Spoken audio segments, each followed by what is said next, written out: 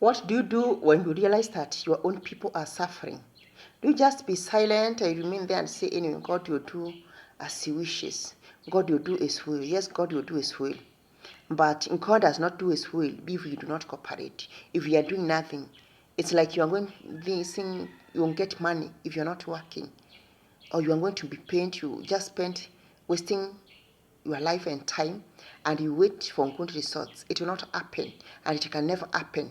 Miracles happen on what we do. Even when Jesus stand, he prayed for the miracle to happen to feed the crowd. They had loaves of bread and they had fish. So he prayed on what they had and he multiplied them. So God is going mostly to work miracles on what we have, on what we present. And he's going to save us from situations because of our efforts. You cannot just stay there and see things happen by themselves. You know what happens during Queen Esther's time? And I really like this Queen Esther so much. There is a lot to emulate from her life. When she realized that her people, the Jews, are going to perish, she not just remained silent. She went to the king. She took a leap of faith and appeared to the king so that she would present her grievances. And I want to tell you today, let us be like Queen Esther. You cannot look at the situations, for you cannot look at the circumstances that happens in your life or are happening to your people, to your children, to your parents, to your brothers and sisters, to your nation, when you are just silent and waiting things to fall into place by themselves, because it will not happen. Take a leap of faith like Esther. Present to the king who is God. Go once and again. When Esther was given an hearing, when she was given an appointment by the king, she did not just do it the first time. She was a very wise woman. She first went and hosted a banquet. She told the king that she would like to host a banquet for him. And he was waiting for her to say what she wanted, but she didn't say. She was wise. She wanted, first of all, to evaluate the crowd, to see if the environment is conducive.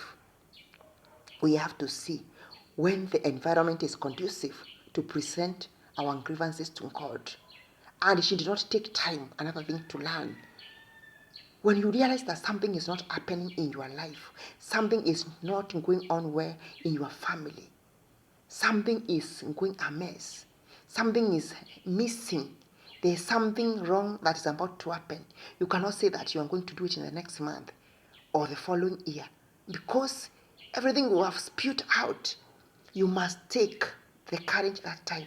You must take an action, my brothers and sisters. Why many things happen in our lives, why things overtake us, is because we are taking time. We know there's a situation, but we are not going to pray. We take time and say, I'll start my prayers tomorrow. I'll start my fasting tomorrow. Today I'm not in a position. I'm not accustomed to fasting. Look at Queen Esther fasting. A queen, how she's doing. She keeps aside all her royalties and signs to fast without food, without drink.